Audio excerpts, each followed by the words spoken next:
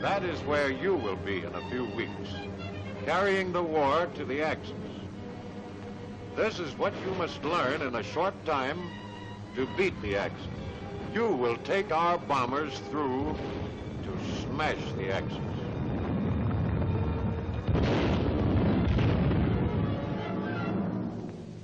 You, and you, and the guy sitting next to you, and you, and you, and you. Every man in gunnery school must want to be a gunner. Otherwise, he'll waste his time and ours.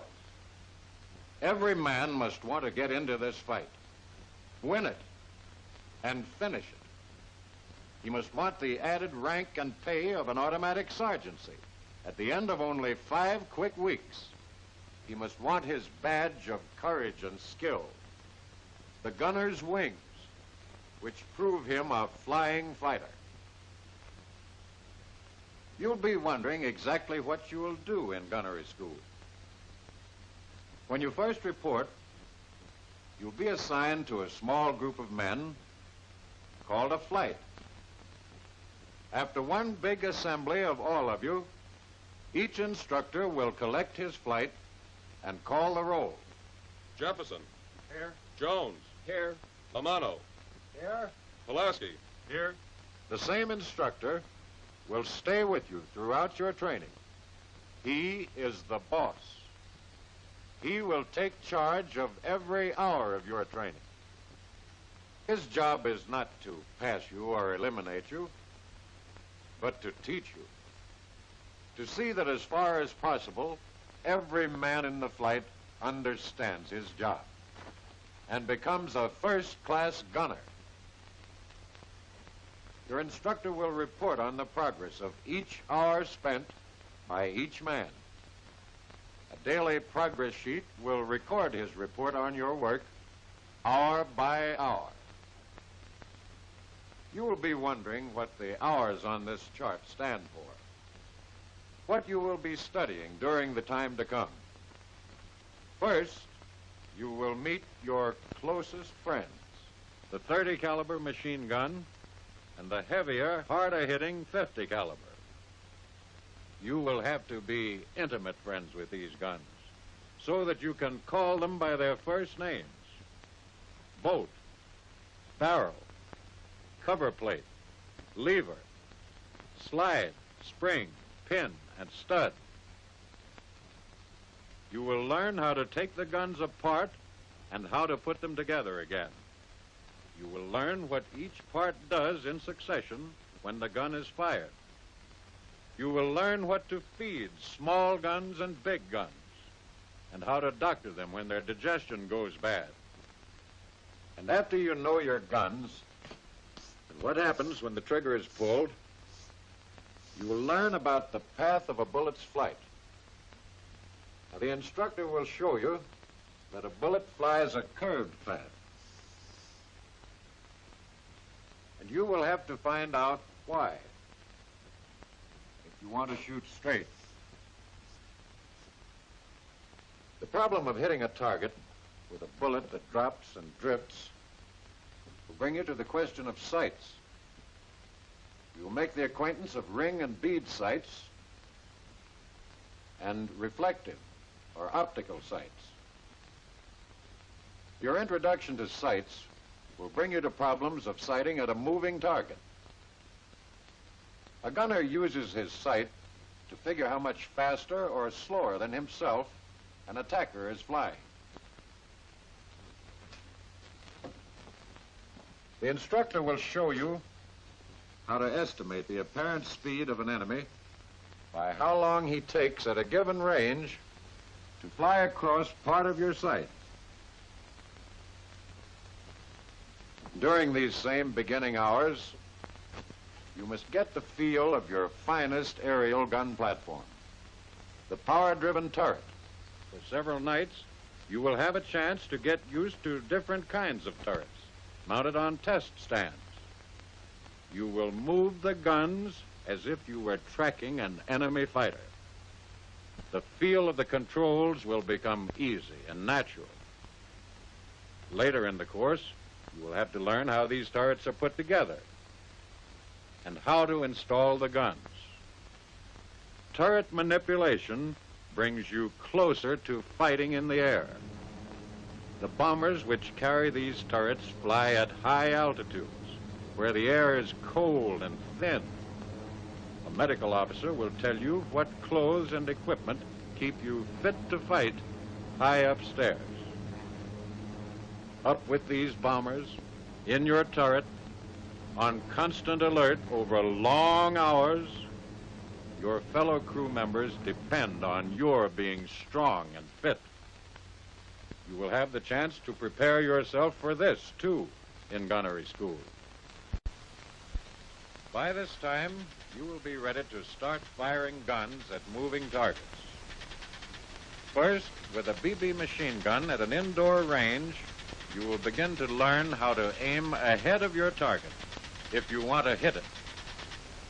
Then, outdoors on the skeet range, with 12-gauge shotguns, tracking and leading the target will become instinctive.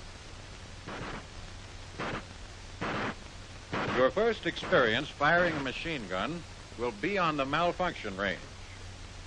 Something will at once go wrong with your gun, and you will be expected to figure out what is wrong each time your gun jams or stops firing. Don't worry, you'll find the answer. You'll spend a few evenings cleaning and adjusting the guns that other classes fired during the day until you know a machine gun better than its mother does.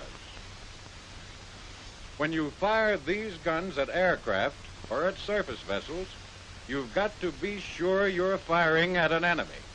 So you have to study enemy silhouettes, and with aircraft, learn their wingspans, so as to judge their distance from you by how much of your gun sight they fill.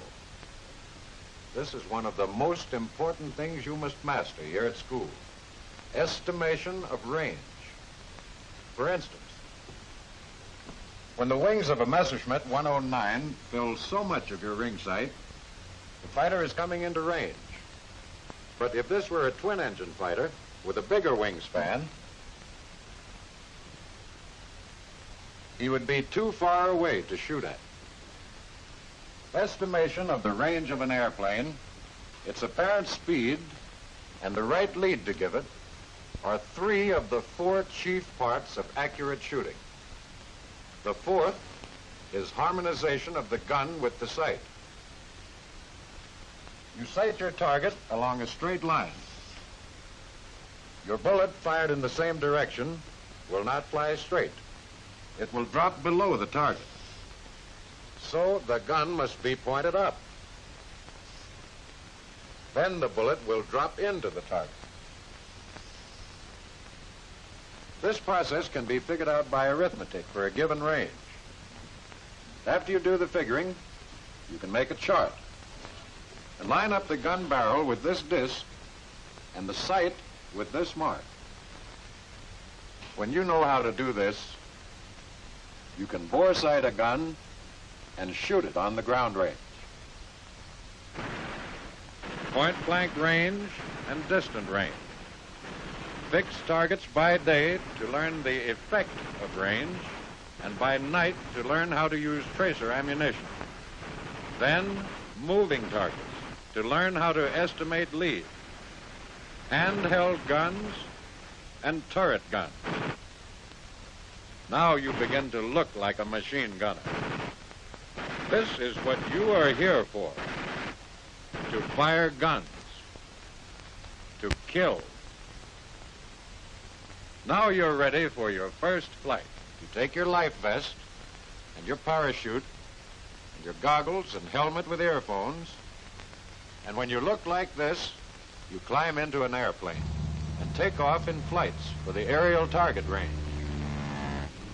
On the range, you will fire at a target towed by another aircraft.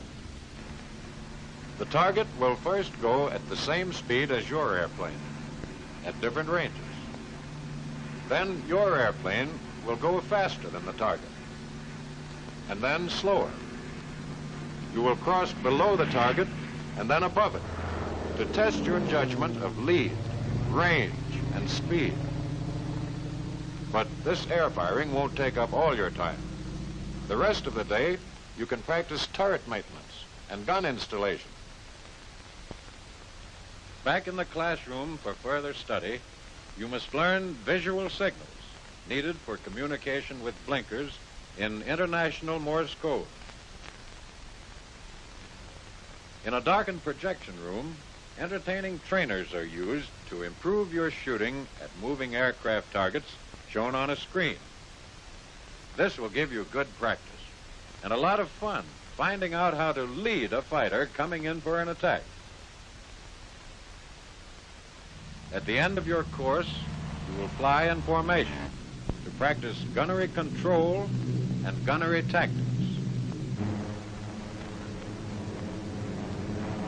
2 AT-12s, upper green quarter, 1,000 yards. All gunners on target.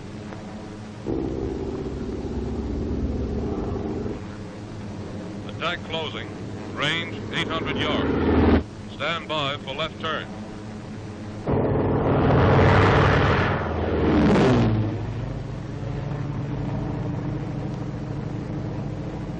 This is only make-believe, for practice.